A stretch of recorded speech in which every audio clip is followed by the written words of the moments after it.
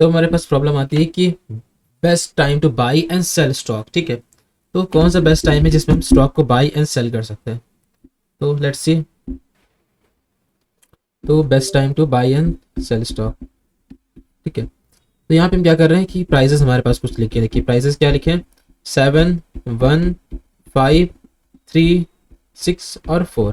ठीक है, ये कुछ प्राइजेस लिखे हुए हैं। ठीक है, अब हमारे पास आउटपुट क्या आ रहा है? आउटपुट हमारे पास आ रहा है 5। ठीक है, 5 आ रहा है आउटपुट।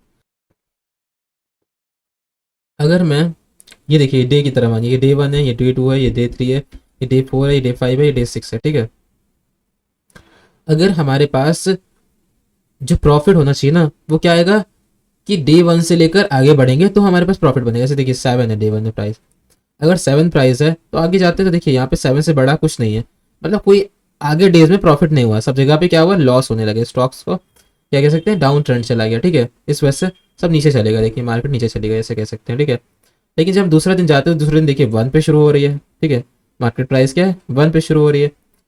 और अगर हम 1 पे शुरू हो रही है तो देखिए अगर हम 5 से देखें तो अगले दिन हमें 4 का प्रॉफिट हुआ, 5 - 1 यानी कि 4 का प्रॉफिट हुआ ना। ठीक है, उसके आगे जाते हैं, अगले दिन हमारा 2 का प्रॉफिट हुआ लेकिन अभी भी 4 का प्रॉफिट ज़्यादा है।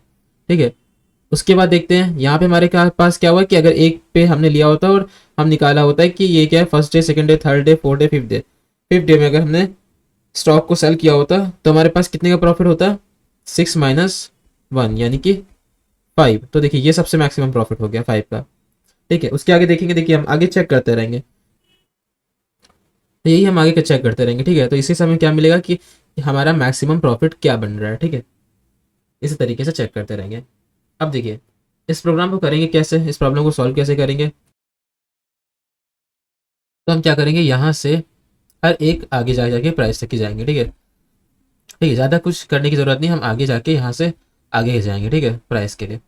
अब देखिए हम इसको ओ ऑफ एन में सॉल्व करके देखते हैं। ठीक है, कैसे, हम एक बार ही लूप में जाएंगे। ठीक है, अगर दूसरा तरीका आपके पास था कि आप यहाँ से जाते हैं फिर सारी वैल्यू को चेक करते हैं, फिर यहाँ से जाते हैं फिर सारी वैल्यू को चेक करते हैं, ना ये तरीका था, लेकिन हम ऐसा नहीं करेंगे।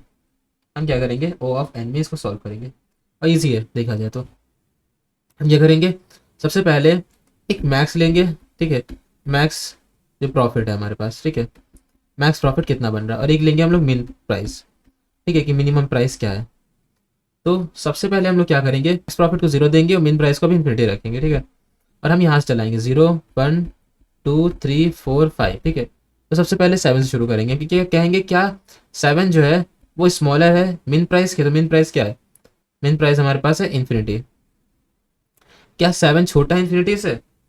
तो हाँ 7 छोटा है, अगर 7 छोटा हो इन्फिनिटी से तो आप क्या करिए, मिन प्राइस पे अभी 7 रख दीजिए, इजी हो गया। ठीक है, अब देखिए नेक्स्ट चीज, अब नेक्स्ट पे आते हैं हम लोग, इस वाले पे, 1 वाले पे। अब देखिए यहाँ पे पहुंच गए हम लोग। ठीक है, क्या 1 छोटा है मिन प्राइस से? हाँ 1 छोटा है 7 से, तो इसलिए हमारे पास मिन प्राइस पे क्या आ जाएगा, 1। ठीक है, ये भी काम हो गया, मिन प्राइस अभी 1 चल रहा है। ठीक है, सबसे ज़्यादा। अब देखिए यहाँ पे आते हैं 5 पे। तो अब क्या करते हैं हम लोग, यहाँ पे क्या 5 छोटा है 1 से? क्या 5 छोटा है 1 से? नहीं है 5 छोटा 1 से। तो अब यहाँ पे हम क्या करेंगे, जब 5 छोटा नहीं होगा 1 से, तो यहाँ पे एक दूसरा गेम खेलने वाले हैं।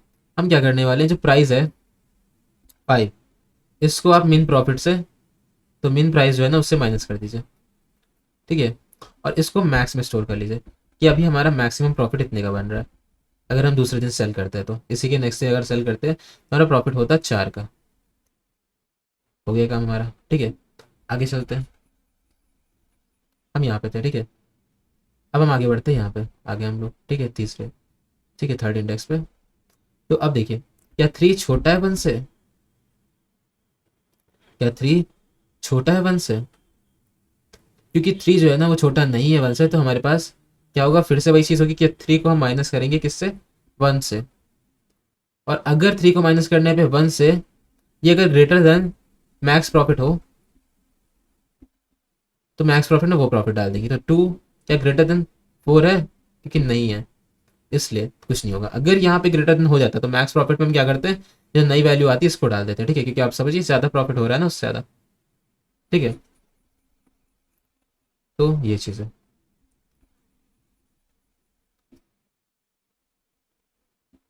अब देखिए नेक्स्ट हमारे पास क्या है कि हम आते हैं इस वाले पे, ठीक है। अब हम इस वाले पे आ गए। अब हमारे पास क्या सिक्स छोटा है वन से, या सिक्स छोटा है वन से, नहीं है सिक्स छोटा है वन से, ठीक है। ये सिक्स छोटा है वन से नहीं है तो सिक्स से माइनस कर देंगे वन को, और देखेंगे क्या ये ग्रेटर देन मैक्स प्रॉफिट है। तो क्योंकि five is greater than four है, इसलिए हम क्या करेंगे, अब फाइव स्टोर कर देंगे मैक्स प्रॉफिट में। तो यहाँ पे मैक्स प्रॉफिट में क्या हो जाएगा, फाइव हो जाएगा। सिंपल चीज़ हो गई, ठीक है। ये भी हो गया हमारे पास। अब नेक्स्ट पे आते हैं यहाँ पे, क्या हमारे पास जो नेक्स्ट वैल्यू है कौन सी है, फोर है। क्या फोर जो है वो स्मॉलर देन वन है कि नहीं है, फोर स्मॉलर देन वन। हमारा फिर से फोर माइनस वन करके हम चेक करेंगे किससे, मैक्स प्रॉफिट से, देखेंगे क्या बड़ा है। तो फिर क्योंकि थ्री क्या बड़ा है फाइव से, क्योंकि नहीं बड़ा है, तो ये हमारे पास मैक्स प्रॉफिट हो गया फाइव। अब इसी फाइव को रिटर्न कर देंगे, तो फाइव को जब रिटर्न करेंगे तो आउटपुट में फाइव आएगा। देखिए यहाँ पे भी आउटपुट में फाइव आ रहा है। ईजी हो गया, कोई डिफॉल्ट ही नहीं है, डिफॉल्ट ना। अब इस प्रोग्राम को हम जरा सा सॉल्व कर लेते हैं।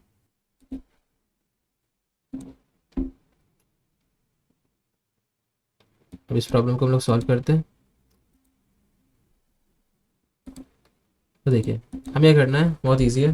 देखिए हमने क्या किया था, पहले हमने क्या किया था, एक मिन प्राइस लिया था ना, मिन प्राइस। अब आप चेक किया करिए, जैसे कि मैं यहाँ बताता हूँ, इसके ट्राई रन करके चेक किया करिए कि जो मैंने बता रखा है स्टार्टिंग में वही से यहाँ पे मैंने कोड लिखा है, ठीक है। उसी चीज़ को ट्राई करके अब आप एक बार ट्राई कर लिया करिए, ठीक है। अब मैक्स प्रॉफिट हमने क्या लिखा है, मैक्स प्रॉफिट हमारे पास जीरो हो गया, ठीक है। हम कहते हैं for let I is equal to, हमारे पास जीरो हो तो I is smaller than prices dot length, I plus plus कर दो, ठीक है। ये चीज़ थी। फिर हम कहते हैं अगर हमारा प्राइजेस जो है ना वो ith इंडेक्स पे जो भी है प्राइजेस, वो अगर स्मॉलर देन मिन प्राइस है, तो ऐसा करो कि min price is equal to prices ith index पे डाल दो, ठीक है। उसके बाद एल्स इफ में मैंने क्या बोला था कि एल्स इफ में हम ये करेंगे कि प्राइजेस जो है ना हमारा उसको माइनस कर देंगे किससे, मिन वाले से ना। तो प्राइजेस जो भी ith इंडेक्स में था, जो भी आया इस समय, उसको माइनस कर दो मिन प्राइस से, और ये चेक करो कि क्या ये ग्रेटर देन मैक्स प्रॉफिट आ रहा है, ठीक है। अगर ये ग्रेटर देन मैक्स प्रॉफिट आ रहा है तो ऐसा करो यहाँ पे कि max profit is equal to prices ith index minus min price, यही हो जाएगा। बाकी हम यहाँ से रिटर्न कर देते हैं मैक्स प्रॉफिट, ठीक है। अभी हमारे पास हो गया, अब इसको रन करके देखते हैं, ठीक है। कि रन हो जाएगा, इसमें कोई दिक्कत है नहीं। इधर कर लेता हूँ मैं। देखिए केस वन केस टू चल गया ना, केस वन केस टू, ठीक है, दोनों चल गए। अब बाकी मैं आपको समझा देता हूँ एक बार इस कोड को मैच करते हुए कि हर लाइन को कि क्या हमने किया, ठीक है। सबसे पहले हमने मिन लिया, मैक्स लिया। देखिए यहाँ पे भी हमने मिन लिया था और मैक्स लिया था, ठीक है।